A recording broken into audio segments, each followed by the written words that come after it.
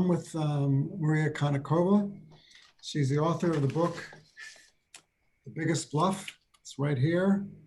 It's available on Amazon and lots of other sites, I'm sure, as well. This is my second interview with Maria. I interviewed her last for her book, The Confidence Game, How They Get You Every Time. She's also the author of Mastermind, How to Think Like Sherlock Holmes. She's a regular contributing writer for The New Yorker. She's also written for The Atlantic, The New York Times, Slate, New Republic, Paris Review, The Wall Street Journal, Boston Globe, Scientific American, and many others. Her books have both won awards. She hosts the podcast, The Grift. She's currently a visiting fellow at NYU School of Journalism. She's a graduate of Harvard University and received her PhD in psychology from Columbia University.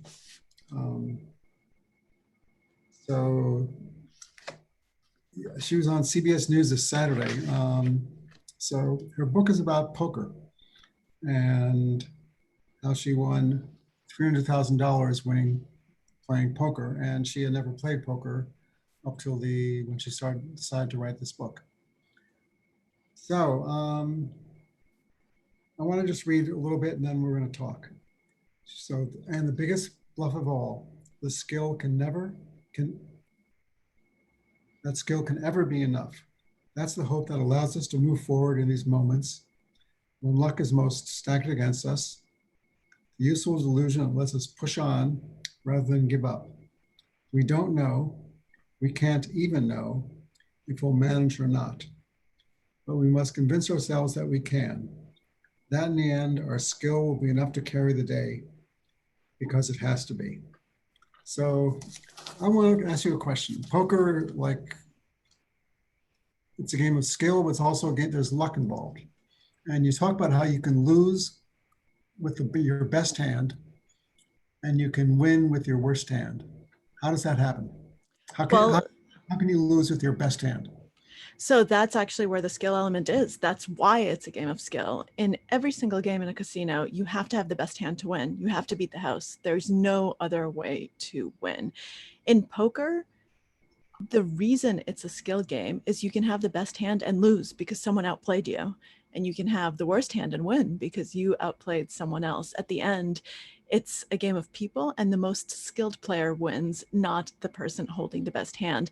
In fact, when you look at analyses of poker hands, there was a study done by some economists that analyzed over 100,000 hands played of online poker. And not only did basically 2/3 of the hands never went to showdown. That means no one ever saw the cards. They were won long before that. And only 12% of hands were ever won by the best cards. So that means that 88% of the time, the best player just took advantage of everyone else and was able to win despite not having the best of it. And to me, that's the epitome of a skill game. So that is why poker is so incredibly different from anything else, and also why it's a much better gauge of life than any other game, because you do have this element of incomplete information, and that's what allows the skill of the player to come through. And what's the luck aspect of it? The cards. You can control how you play. You can control your reaction. You have no idea what cards are going to be dealt. And you also don't know what the outcome is going to be. You don't know what cards are coming. And so in any given hand, the worst player might very well win. One time, anyone can get the best hand and get all their money in and win. And you might be an awful player. You might have no idea what you're doing and you could still win. But if I play with you 10 times, 100 times, 1,000 times, the better player is going to take all of your money because skill is what is going to win out over the long term. But the cards, that's absolutely the luck element. The goal of poker isn't to win every pot. It's to make a good decision. It's to have a good decision process. It's to understand probabilities and get your money in as a probabilistic favorite. And you have to know that if you get your money in as a 75% favorite, you made the right decision and you should do it over and over and over. but that 25% is going to happen. You're going to lose, and you're going to lose having made the right decision. And sometimes you get your money in as an absolute dog. You're 90% to lose, and you hit your miracle card and you win. That doesn't mean you're a great player. That doesn't mean you made a right decision. That means that you just lucked out. And what you should be doing instead of celebrating is going back over that decision process and figuring out how to not make that same mistake again. Poker really teaches you to separate the process from the outcome, because the process is the skill, the outcome is the luck. So I'm a tennis player. So there are two quotes I'll give you. Like Andre Agassi said, you don't have to be playing your best tennis to win. You just have to be playing better than the other person. And the other one I like is Martina Navratilova says, if you win the first set really easily, you have to think when you start the second set, were you playing brilliantly, or was the other player playing badly? You said a lot of people make that mistake, that they think, I'm brilliant, I'm going to win it. And then we've seen we've seen great comebacks in every sport, every game. And because the person said, they just underestimated. Yeah. I love that you brought up that quote, because one of the earliest lessons that I learned in poker came from a great of poker, Dan Harrington, who has retired many years ago from the game and now runs a real estate investment business, but used to be among the greatest poker players, wrote some of the best textbooks on poker, won the World Series main event, which is the what's the tennis equivalent? The Wimbledon, the Grand Slam, whatever the most prestigious title in tennis is. Which one would be? What was? All right, Wimbledon. He won Wimbledon, the Wimbledon of poker, and so he's considered one of the greatest of all times. And I met with him very early on in my journey. I was introduced to him by my coach, Eric Seidel, who many consider one of the greatest players of all time. And Dan actually was one of his original mentors. And I remember complaining to him and saying, I've started playing, I've been reading your books, I've been doing everything I can. I've been studying my ass off, working really hard. And so far I'm just losing money. And he looked at me and he said, good. And I said, what do you mean good? And he taught me something really important. He said, you can't become a good poker player if you win at the beginning, because you still do not have the tools to know, am I lucky or am I good? Failure is what teaches you. Losing is what teaches you to go back through your decision process, to go back and see, okay, what did I do right? What did I do wrong? Where are the mistakes I'm making? How do I improve? How do I get better? Success doesn't motivate you the same way. If you succeed, it's so easy to say, I'm brilliant. This is awesome. This game is so easy. I'm so good at it.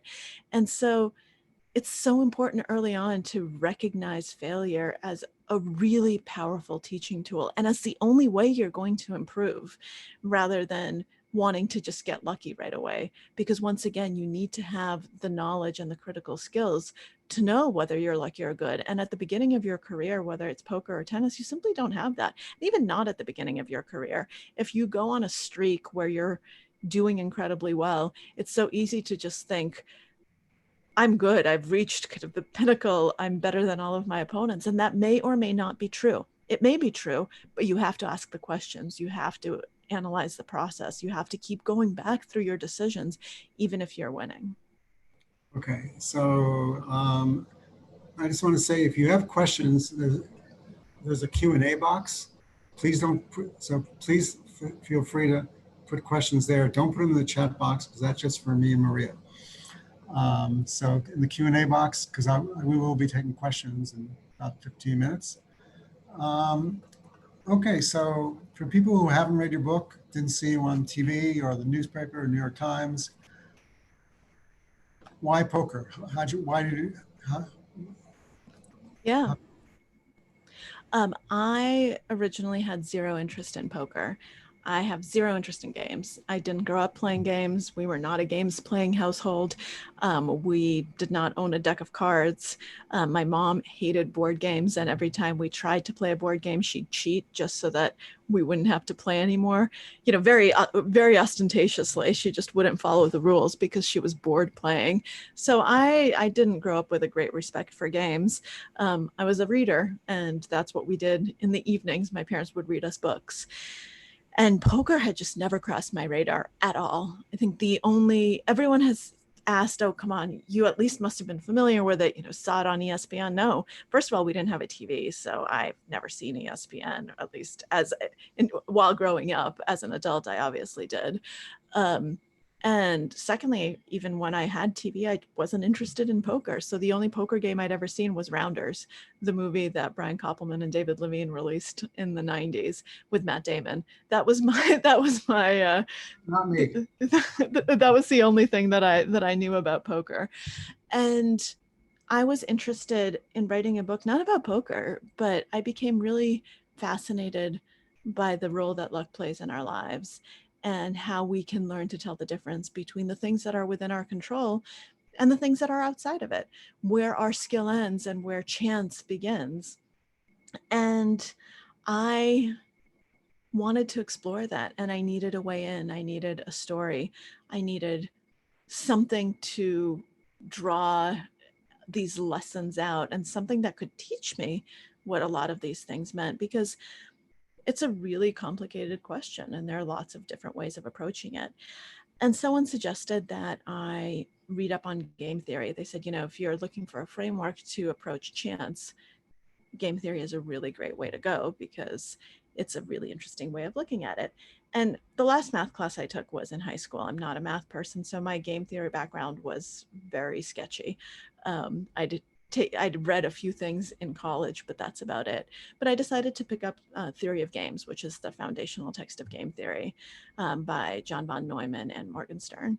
And I realized that not only was John von Neumann a poker player, but poker was the foundation of game theory.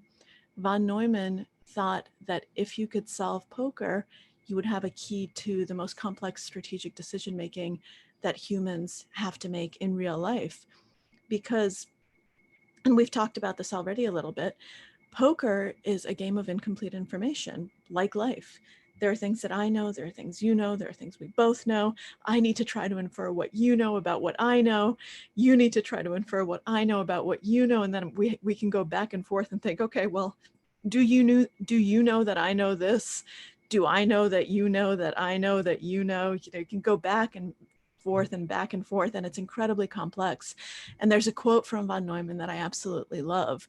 He wrote, "Real life consists of bluffing, of little tactics of deception, of figuring out what does this man think I mean to do." And that is what games are about in my theory.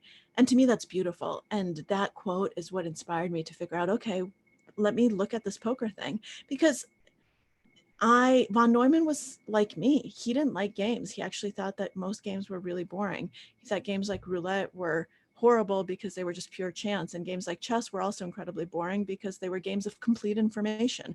Everything was out there. Give him enough calculating power and he'd solve it. And chess actually has been solved. No Limit Hold'em hasn't been solved. I think chess is a fascinating game for strategy, but if you're talking about human decision making, it's not a good way to go. So I started reading about poker, and I started following in von Neumann's footsteps, in a sense, to try to figure out, well, what is it about this game that so fascinated one of the most brilliant minds of the 20th century?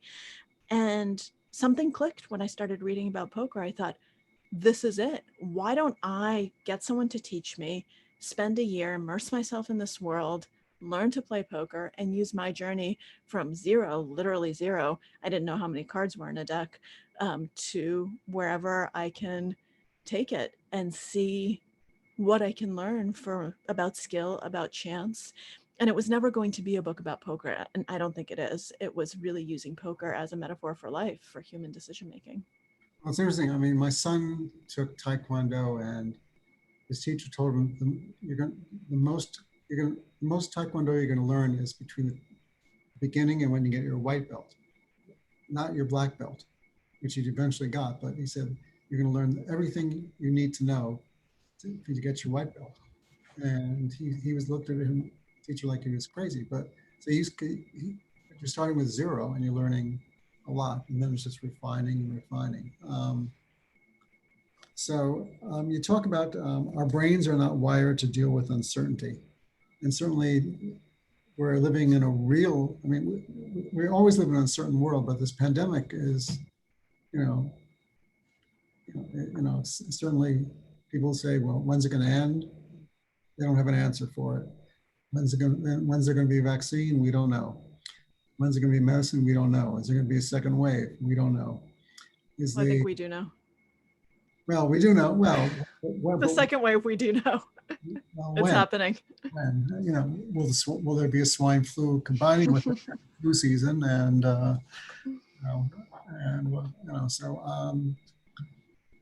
so is poker a way of, is a way of dealing with this? I mean, there is uncertainty in the game of poker.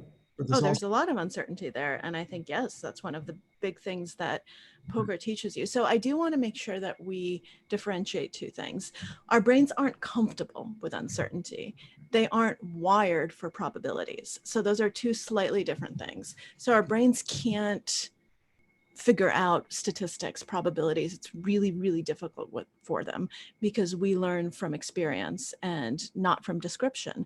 And so hearing something, seeing something is not the same as living something. I think that's a crucial lesson for what we're going through right now, because our personal experiences guide our perception of what probabilities are, not what people tell us. So I'm in New York right now, and most everyone here knows someone who has died, who has been really sick, or has been really sick themselves, including me. I haven't been sick, but I know people who have been very sick, and I know people who've died.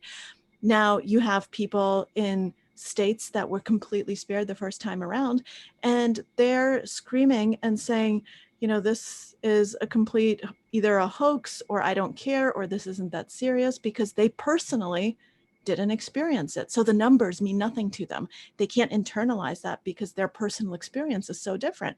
They weren't sick and they don't know anyone who's sick. So they make really, really stupid decisions because they can't see those probabilities and say, oh, I can apply them to myself. Poker bridges that gap. Poker actually teaches you what probabilities feel like, because poker forces you to learn from experience, but learn correctly. It's the only situation in life where you're actually sampling probabilities correctly, because you're not doing one-off events. You're playing tens, hundreds, thousands, tens of thousands of hands. And so you actually feel what 1% feels like. And you understand that 1% is a hell of a lot. You feel what 10% feels like, what 70% feels like. Because if you don't learn, if you don't actually let that experience guide you, you're going to lose all of your money, and it's going to be incredibly painful, and you're going to be a horrible poker player. And so this is definitely a case of putting your money where your mouth is. In fact, when COVID was just gearing up, so to speak, and starting in late February, when I have lots of different Twitter timelines for different types of people. So I have kind of psychologists, I have poker Twitter. And the first people who realized what was going on, who realized that this was serious, that we were already acting too slowly, weren't the psychologists. They were the poker players. The poker players saw the numbers, understood what exponential growth meant, and said, holy shit, we really need to be scared. And that was the community that reacted the fastest out of everyone. That's not a coincidence. That's because they actually understand probabilities in a way that nobody else does, in a way that psychologists who study probabilities don't, because unless they also play poker, in which case they're part of my poker community and my poker Twitter accounts. Now, the other thing that poker does is it does make you deal with uncertainty and comfortable with uncertainty, because once you understand that all decisions are probabilistic and that there's no such thing as 100% certainty, there's no such thing as complete information, then you start understanding that you need to make the best decision possible with the information that you have available to you, but that doesn't mean that outcome is going to be what you want it to be, or you're going to get the right outcome. So you have to just divorce yourself from it and let it go and say, okay, there's so much uncertainty here. I'm doing the best I can. I'm making the best decision I can. And then the outcome will be what it will be. And that does make you much more comfortable with uncertainty. It makes your brain much more able to deal with that lack of control, because at least you're exercising agency to the fullest extent possible where you can. Okay, so you had a mentor. Mm-hmm. Eric Seidel, and so there are a lot of people who are spotted, just playing tennis or playing hockey or whatever at age 10. Yep. And the person just comes up to them and says, Wayne Gretzky, people knew about Wayne Gretzky when he was 10 years old, I didn't know that. and he was well known. And someone, Djokovic, the tennis player #1 in the world, he just asked the person, can I play? And he said, and this woman who was a coach said, you have a golden boy here. He's going to be #1 one day. He is #1. So I guess the question is, now now Eric Seidel does not take on very many poker players. You were the first, I think. The first. He's taken on exactly 0 other than me. And why you? Because I wasn't a poker player. Okay. Because I wasn't someone who was coming to him saying, make me better at this game. I'm a poker player. I want lessons.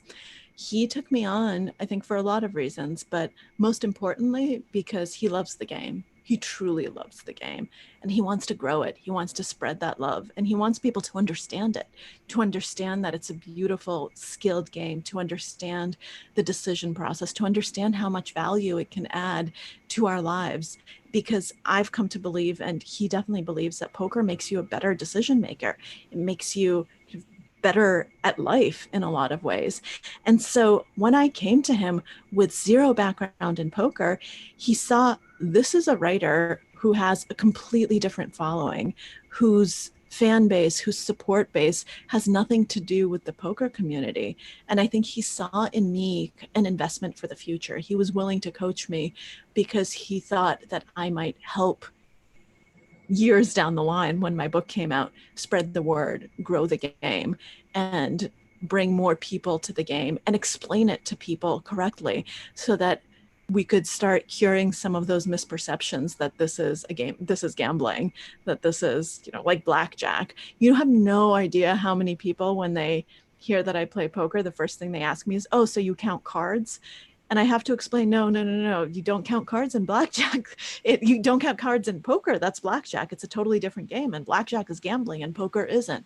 And I just have to, it's a constant battle. And so I think that he was hoping that I would be a voice to help get some of those misconceptions out of the way.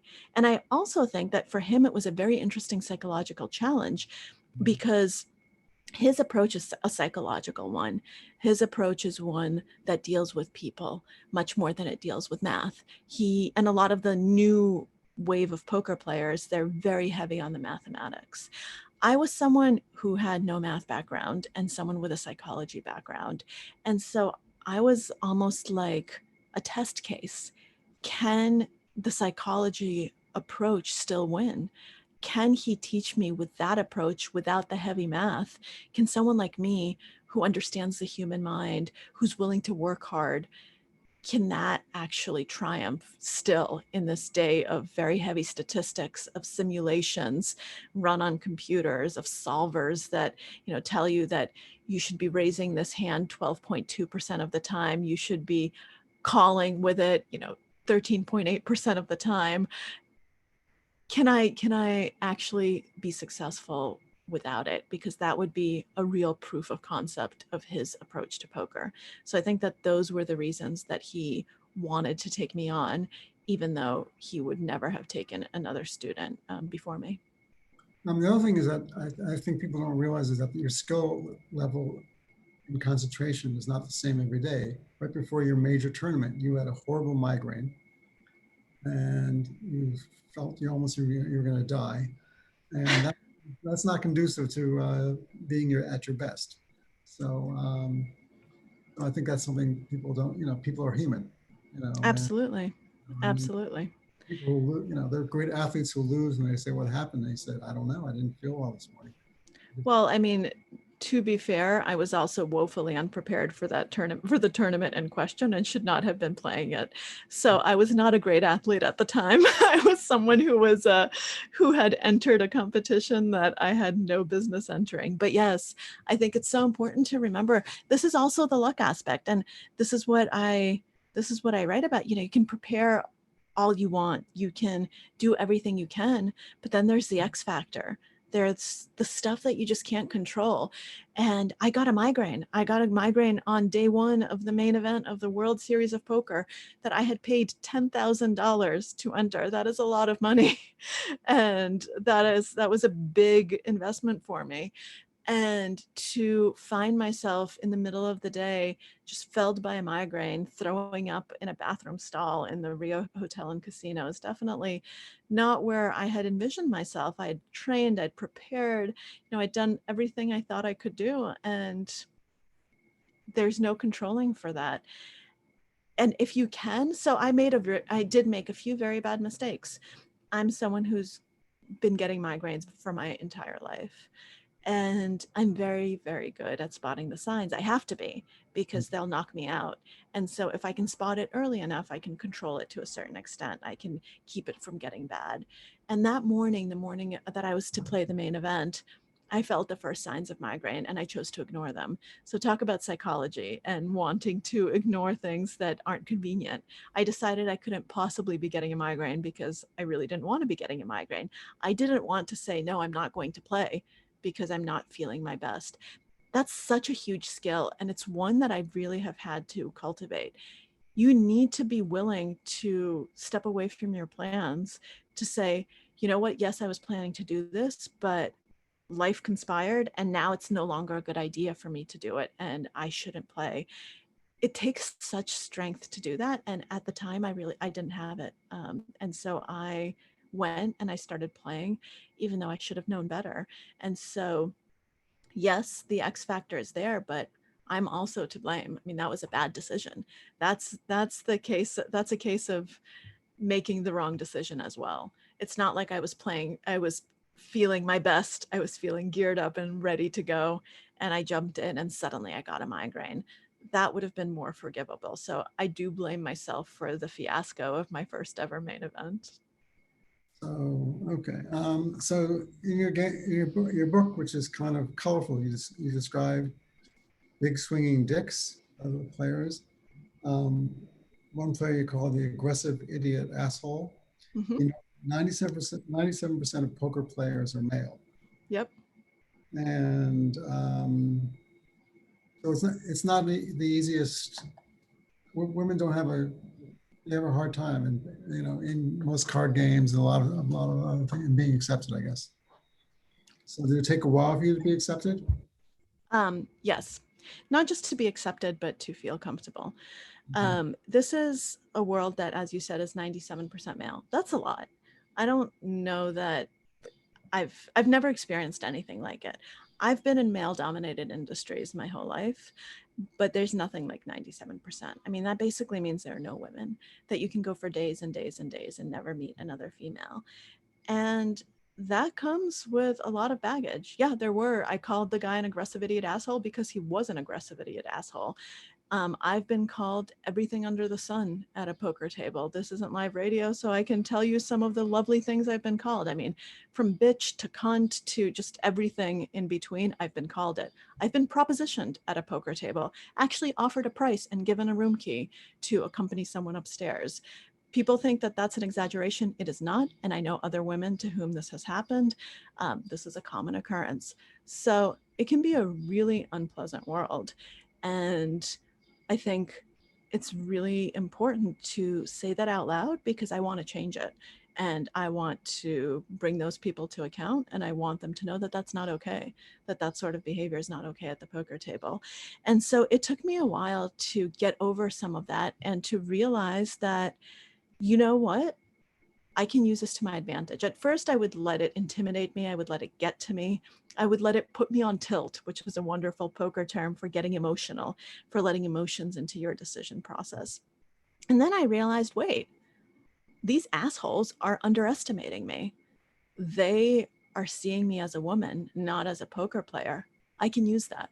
I can use the fact that they don't take me seriously to actually take all of their money. And once I realized that, and once I turned the tables, that's when I started winning. And that's when I realized that being female could actually be a huge advantage. Also, as I got better, I started moving up in stakes. So most of these horrible experiences happened in nightly tournaments that were $35, $40. I think the most expensive one was $65, where there were a lot of people who were just there to have fun. They were drinking, they were drunk, they were there to kind of enjoy themselves and not take the game seriously. And the atmosphere is very different as you move up in stakes. So once I started playing $100 tournaments, $1,000 tournaments, $5,000 tournaments, the player pool changed completely. And the people became much more serious. They took the game seriously. Not a single professional poker player drinks. No one who takes the game seriously will ever be drinking while playing poker. And so it became very different, and it became definitely much more welcoming. And even before I got to that level, I had the example of people like my coach, Eric Seidel, and all of the people that he was friends with. I mean, I should just say all the guys he was friends with, because they were all male, because those were the best of the best. And so I could see also what was possible. I could see that there was really this pinnacle of poker where people were brilliant, where they could have done anything they wanted to with their life, and they decided to play poker instead.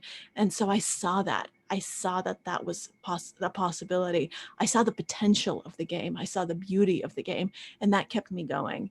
Had I not had any of that, had I not had Eric, had I not known the possibilities, had I not been a journalist, knowing exactly why I was doing this, which really helped me in the early days, because whenever anything terrible was happening, I would say, at least this is really good for the book. You know, as Nora Ephron says, everything is copy. The worse the experience, the better the scene for the book. And so if I didn't have that, I think I might have turned right around and left and never came back. And I think that's probably one of the reasons that poker is 97% male. So, then examples like in the movie Searching for Bobby Fischer, where he's very attracted to the Samuel Jackson character who plays in Washington Square Park.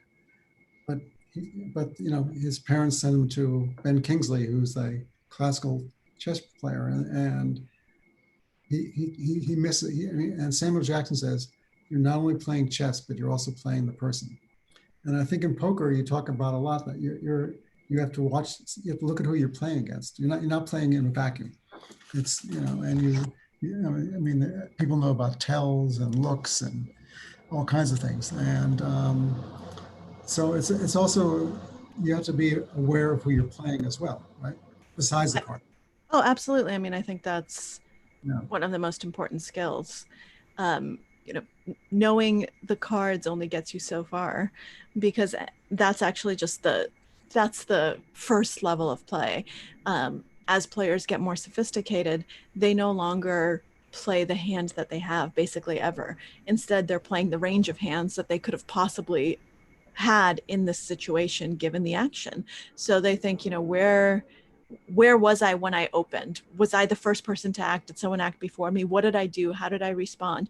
Okay, what are the range of hands that I would have done that with? Now, given this new information, given this board, given how people are acting, this is how I'm now going to play, not my hand, but the range, because this is a board that really favors me, or this is a board that really favors my aggressor. So there's a lot of strategy involved in that, and a lot of math as well, but it's easy math. It's math that even I can do. It's adding, subtracting, multiplying, dividing, nothing more sophisticated than that. And then you need to figure out, well, what do I know about the other players? What types of hands could they possibly have? What types of things could make them act this way? What's their story? Why are they acting the way they're acting? Always ask why. Someone else I worked with a lot was Phil Galfond, and he taught me to always ask that question. Why? Both for yourself, why are you doing something, and for everyone else at the table. Even terrible players have a reason for doing what they're doing. Figure out what it is, and you can adjust, you can exploit it, you can take advantage of it. The best players are the players who are best able to adjust to their opponents, to not have one style of play, to actually be able to change, to become more aggressive, less aggressive, depending on the situation, to become tighter and play fewer hands, or become looser and play more hands, depending on the situation, depending on the table, depending on what everyone is like, and depending on what they're like, because you also have to realize that people are making judgments of you. So you have to be aware of your image. You have to be aware of how other people are reacting to you, and you have to take advantage of that. Something that Eric would tell me over and over and over is this phrase that really stuck with me, and it was coming from you.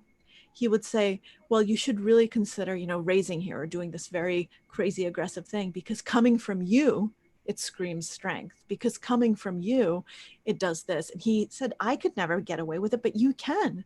People know who I am. I have a reputation. You're a girl. So when you do something like that, people don't think you're capable of being this aggressive without an actually good hand. So do it. Take advantage of that image. And the levels just go infinitely deep, because you constantly have to not just adjust, but counter adjust, because the best players will see what you're doing and they're going to exploit you in turn. So then you need to change your strategy to exploit them, and on and on and on in this constant loop. And so that's one of the things that makes poker so fascinating, that makes it so difficult, that makes it so challenging, and that makes it something where you're constantly learning and constantly improving. It's not a static game. That's why there's no solution. There's no way to play this specific hand. It depends on all of the factors. It depends on all of the people. It depends on the dynamics. It depends on the history. It depends on what's been going on. And you have to remember all of these things. You have to keep all of them in mind. And the best players can, and the best players will. And then the best players will crush you and me, because I'm not one of the best players. I've become much better, but I still have a long, long way to go. I thought this year, I don't know, do you watch Jeopardy? No, I've seen Jeopardy. Have you heard about James Holzhauser this year? Yes. So anyway, so He plays poker, so him I know. He was very, very different from other champions. Not intellectual like Ken Jennings. He said he prepared for it by reading children's books because they have lots of information. But he was very good. He was just very good at, and he would not usually, it's 200, 400, 600. He would always go for the biggest one, and always go all in. Yep. And I think he was able to execute that strategy because he was a poker player and understood how a lot of that worked. And he captivated. He was not the traditional person you think of as winning Jeopardy. He was, you think of a person as like a mind. And there's one category he said, I don't know much about that. But he knew a lot. He knew a lot. David, I'm so sorry. You're completely cutting out. I can't hear what you're saying. Anyway, he kind of captivated the American public just because he was very different. He was a risk taker. And anyway, so I have a lot of questions here. So I'm going to start asking them. Great.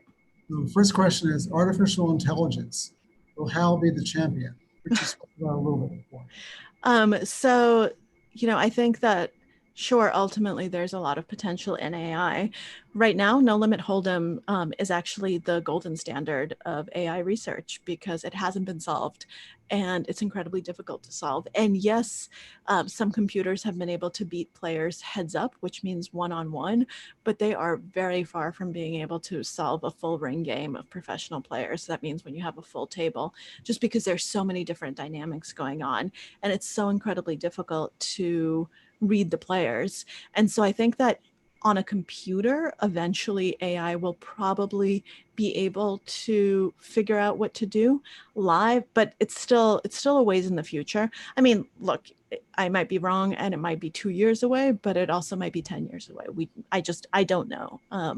But I think that live, it's still going to be a long way before we see a computer terminal being able to sit at the table and outplay all of the humans, because it's not just about the strategy. It's not just about the math. There's also so many dynamics that for humans, it's so easy to spot. And for a computer, it's really difficult. I mean, it took AI so long to figure out facial recognition, and it still gets it wrong. Facial recognition is far from perfect. It's incredibly flawed. And lie detection, there's no good way of doing lie detection. A computer is not capable of doing it, no matter what people tell you that they have a great new lie detector test. So far, there is no lie detector test that's going to detect lying 100% of the time, have no false positives, and be actually able to tell you that they're spotting lying. Because right now, all that a lot of these things are picking up is tension. But, and this goes to poker as well, how do you know why the tension is there? Is it because someone's lying, or is it because they're stressed because of something else, because they're nervous because of something else? You need to know the why. You need to understand the human. So I think it's going to be a long time before AI is anywhere on that level. Okay, so has your experience with the game changed the way you approach the practical problems that life throws at you? And if so, can you provide an illustration?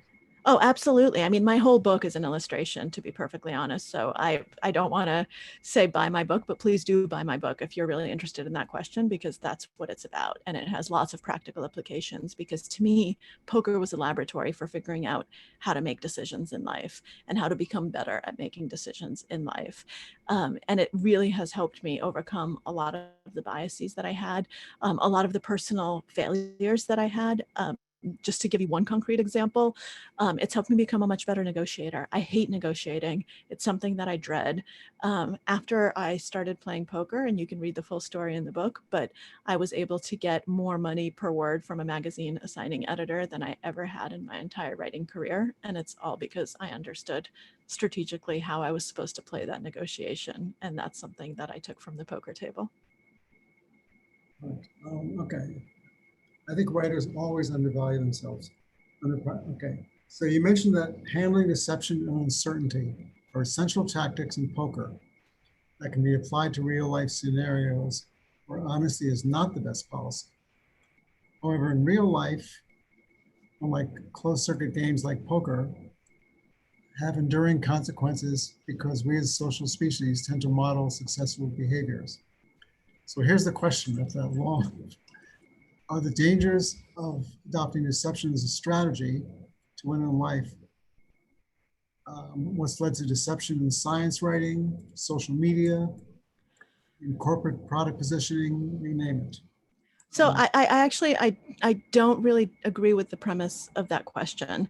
I think that it's a common misperception that, you know, deception is all there is. Poker isn't even mainly about deception. It's about learning to read your opponents and learning to play in a smart, strategic way. And if you don't think that humans practice deception on a daily, hourly level, then you've got another thing coming. We lie all the time. Most of all, we lie to ourselves, but we also lie to each other. We're so good at poker faces because it would be an absolute social disaster if we always told the truth. If I looked at you and instead of, oh, it's so good to see you, and smiling said, oh my God, I hate you. I can't believe that I have to be at this party with you. I don't want to talk to you. Goodbye. Whoa. I mean, that's one way of doing it. No, you actually look horrible in that outfit. I don't know who told you to buy it, but you just look like absolute shit. Okay, that's one way of doing it. White lies are what make society function. We are very skilled at deception. Human beings deceive all the time. And I think what poker teaches you isn't to be deceitful as a strategy. It's how do you represent confidence? It's how do you actually project the most confident version of yourself? What you learn from the best poker players is that nobody knows what cards you hold. And so you can actually make them think that you're slightly stronger than you are by being more confident. And if you want to be successful, I think it's a strategy that you really need to adapt. I mean, think about a job interview. If you go into a job interview and someone asks you, you know, why are you qualified for this job? And you start saying, actually, I'm not really qualified at all. I think there are so many people who'd be much better than I am. You know, here are my weaknesses. Here are all the flaws I have. You're out the door. You're never getting that job. It's a very bad idea to do that. Instead, you need to try to, I'm not saying lie. Instead, you need to try to figure out, okay, how do I play the best? How do I represent myself in the best light? How do I say, well, yes, you know, I might not know everything, but here's what I bring. Here are my strengths. Here's why I'm a good candidate. How do you project that kind of confidence? That's what poker teaches you. That's what bluffing is about. It's not about lying. Actually, poker players hardly ever lie. Some do, but it's very rare for them to just flat out say, oh, I have this hand, and be lying when they're actually involved in a hand. They just won't say anything. They won't answer, but they'll hardly ever just flat out lie. It's all about representing yourself as being stronger. And I think that that's such a great thing to be able to have, to be able to project confidence, to be able to realize that people's perceptions of us are created in large part by how we present ourselves, by what information we choose to give, what information we don't choose to give right away. Yeah, in that job interview, I might eventually get to my weaknesses, but I'm not going to lead with them. I'm going to try to get them to like me first and present myself in a strong light first. And I think that that's a very valuable lesson. Okay, let's see. Do you believe that in general people can't understand what they haven't experienced? I'm not quite sure what that means. When it comes to statistics, absolutely. When it comes to other things, no. So when I'm talking about the description experience gap, it's about probabilistic learning. It's a very specific phenomenon. Yes, I don't think that the human brain can understand statistics unless they've experienced something like a poker learning environment. Sure, they can understand what the event is, but they can't understand the probabilities. They can't understand the likelihoods. If you were in New York during 9/11, you're going to overestimate the dangers of terrorist attacks, and you're going to really hate me if I start saying, actually, you're much more likely to slip in a shower. As soon as a sentence starts with actually, I mean, people turn off, and they should turn off. It's a really horrible way of talking to someone. And so yes, in that sense, what you experience really colors your perception. But are you able to understand, what a disease is if you've never had it? Yeah, sure, of course you can. You just can't necessarily understand what that probability is if you've never experienced probabilistic thinking. So, I have a question. You say that the best poker players are detectives and storytellers. Well, that's what Phil Galfond told me. So that's a quote not from me, but from Phil Galfond. So what's the question? You agree with that? Yes. Okay. And why is that?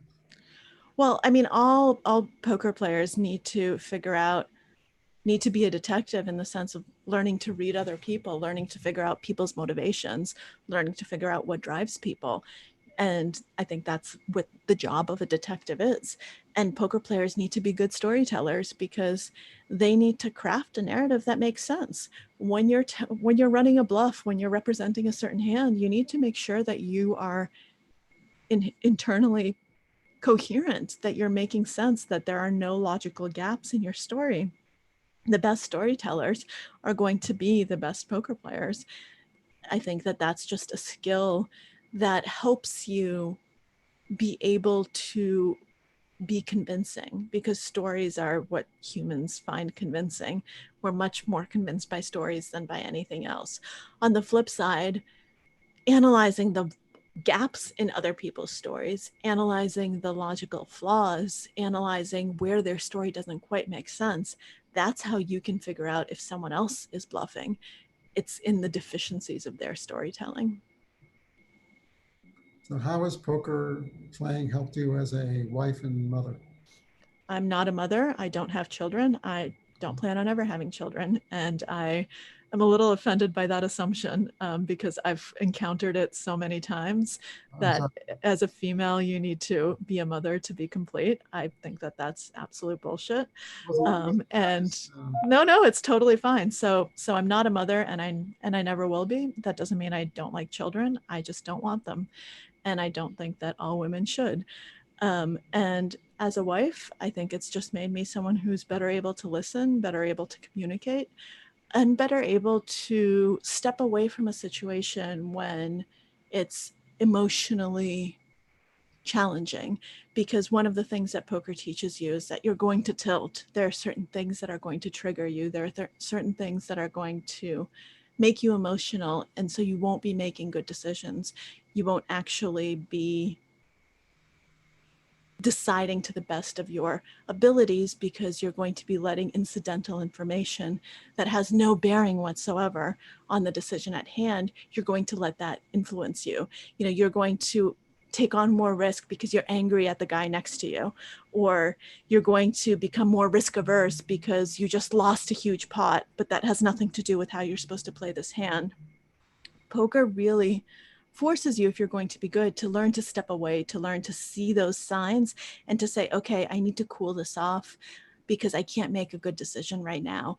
And so I need to figure out, how do I remove that emotion from the situation so that I become a more strategic decision maker, so that my decision isn't derailed, so that instead I go back to the logical, unattached process that I was using to begin with. And so I think I've definitely transferred that in all of my relationships in life. I'm now much more comfortable saying, you know what, let's just pause this conversation for now, because I don't think either one of us is in a very receptive mindset. Let's revisit in a half an hour. And it works wonders.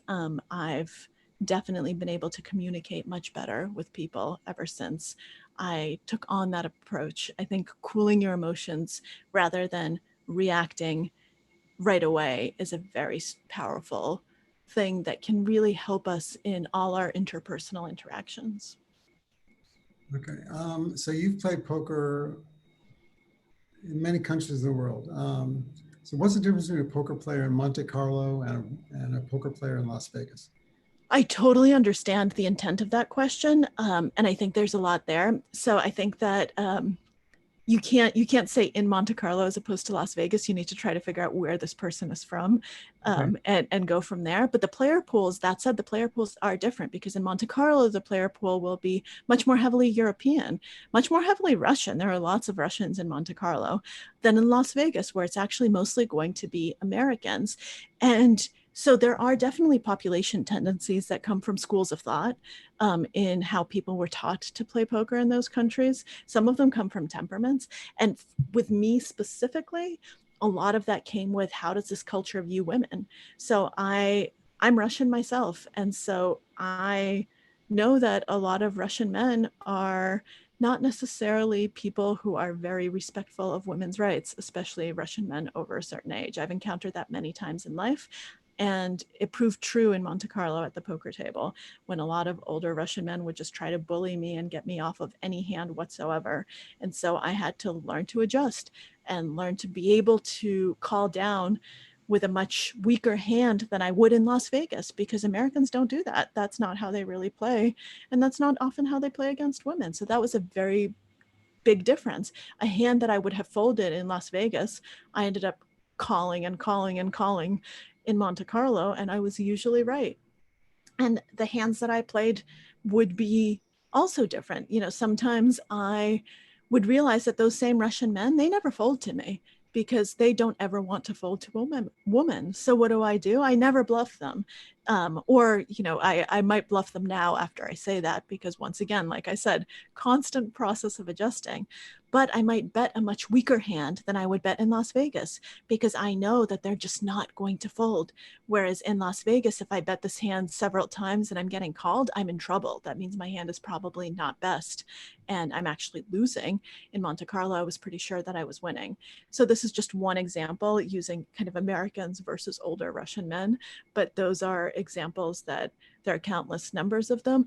And by the way, these are generalities, so you have to adjust to the specific players. They will all lead you to make mistakes if you think that this is like the rule and the way you play. Ultimately, you're not playing against nationalities, you're playing against individuals.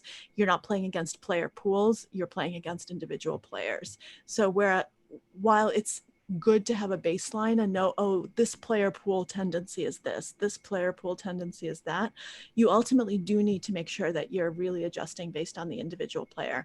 I'm guilty of not doing that sometimes, and I've made terrible mistakes because I've just assumed that someone would play a certain way because of how they looked and who they were, and they didn't. And I wasn't looking at the information that was truly important, which was, how do they play?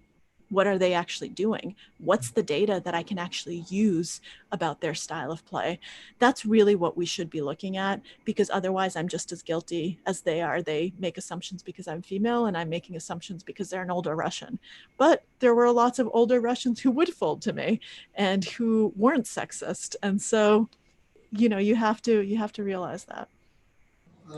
So you talked about, everyone knows the term poker face, and I don't play poker, but you said the poker hands are probably more important. What is that? What is that? Yeah. So it turns out, I mean, this is something that I knew before poker. The eyes are not the window to the soul. Humans are horrible at spotting deception. We're about a coin flip, 50-50, even if we've been trained. And most people are very good at controlling their faces. And oftentimes looking at someone's face actually will mislead you, because you'll look at cues that don't actually matter, like how someone's eyebrows look or their jawline. These are cues that within milliseconds we make judgments Mhm. and think, oh, this person's trustworthy, this person's not. If you were to ask someone, they'd say, oh, no, absolutely not. But study after study has shown that that's how quickly our brain decides these basic things. So when you look at people's faces, it actually screws you up and it throws you off, and you come to incorrect conclusions about whether someone is bluffing or not, whether they're trustworthy or not, whether they're strong or not. But there was some fascinating research that I came across, and it showed that actually there is a lot of information in the hands. And I think that that's true for several reasons. One, hands are much harder to control, and we're not used to controlling our hands. And hands have things like a pulse. They have things like sweat, skin conductance. Those are things that are much more difficult to control consciously, though not impossible, but most of us just don't have practice doing it. And we don't normally pay attention to what we're doing with our hands. We're much more thoughtless about how we place them, what we do in between different things. They're there, they're hands. And so it ends up that hands actually give up a lot of information, and that when you look at someone's hands, you become much better able to tell whether someone is strong or not. Okay, so here's a question. Would it be safe to say that the poker teaches you to make assumptions based on probability? Yes, I think we've answered that. Okay. Fear. What is the role of fear in poker? It's huge. You need to figure out what you're afraid of. And that's going back to our discussion of tilt. What makes you emotional? How do you respond to certain situations?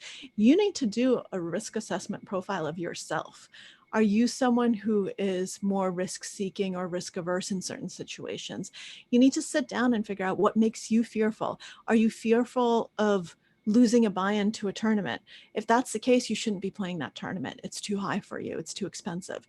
You can't play with fear. So what you need to do is figure out what causes it, and to either work on it or to actually just avoid those types of situations. And sometimes people are afraid of, this is why I said you need to do a personal assessment. Some people are afraid of losing money. Some people are afraid of looking weak. Some people are afraid of what their friend will say if they fold this hand. They'll say, oh man, I can't believe that you folded that. You're a terrible player. A lot of times this comes out at televised tables. So a televised table is when not only are you on TV, but everyone sees your cards. Everyone sees how you're playing. A lot of people can't play that way. They make horrible decisions because they know people are looking, and they're afraid of what they look like. I think that's a wonderful question to end on. Okay, so we'll end on that. So here's the book. It's the Biggest Bluff. Please buy it. Usually when we do book readings, we're in person and Yes. a lot of books. So that's one of the weaknesses of Zoom, but it's on Amazon. Where else could? Everywhere. Everywhere. I would say support your local bookstores. They really need help right now. And so if you have a good independent bookstore near you, I would buy the book there. Powell's is great, and ships all over the United States. If you don't have an independent bookstore near you, that said, of course it's available on Amazon. And I would just be thrilled for you to read the book, whether it's from Amazon or anywhere else. It means a lot to me to have people support it, and I really appreciate it. It's a wonderfully entertaining book with lots of interesting characters. And I guess I'll ask one last question. So are you going to keep playing? I have no idea. We're going to take it one day at a time. As of now, I have no plans to stop, but I was supposed to be at the World Series right now. The book was supposed to be released in the middle of the World Series. Next week, I was scheduled to play the main event, and COVID has canceled all of live poker, and live poker tournaments all over the world have been canceled basically through the end of the year. So we'll see what's possible and what's not. I will be going to New Jersey to play in online bracelet events next week. So I'll be playing in some capacity at least. So we look forward to that. And we have uncertainty right now. And For sure. Thank you. And I hope that your book will inspire women to take up the game as well. I hope so too. I think that there's a lot that women can bring to the game, and I think that there's a lot that they can take from the game. I think that it's just such a powerful way of becoming a better version of yourself. So I do hope that people will be inspired to see what this whole poker thing is all about. And do you recommend the movie Rounders for people who want to get an idea? Well, I recommend that movie. I think it's a fun movie. I don't think it's a accurate representation of what poker is like right now. That underground club scene doesn't really exist anymore. All of those clubs have closed down. But it's a great movie. I love Matt Damon. John Malkovich is hilarious, even though his Russian accent is awful. But I think he knows it's awful and he's doing it on purpose. So I highly recommend it. I think it's a really fun movie. And I think if you watch it for entertainment value, as opposed to learning much about poker, you'll really enjoy it. Someone said, if you could recommend one book to read on poker, what would it be? The Biggest Bluff: How I Learned to Pay Attention, Master Myself, and Win. And who's the author of that? Maria Konnikova. Okay. I'd be remiss if I recommended a book other than mine. But to be perfectly honest, it really depends on what you're trying to get at and where you are in your poker career. There are books that really helped me at one point that would have been completely useless at other points in my development. So it's not a question, I was half joking. It's not a question I can answer without knowing who you are and what you know about poker. Well, I really liked reading your book. I really enjoyed it. Thank you for spending time with us. We appreciate it. Thank you so much. We look forward to your next book. Thank you. It was such a pleasure. Take care. So long. Signing off. Bye-bye. Thank you, everyone. Thank you for being here.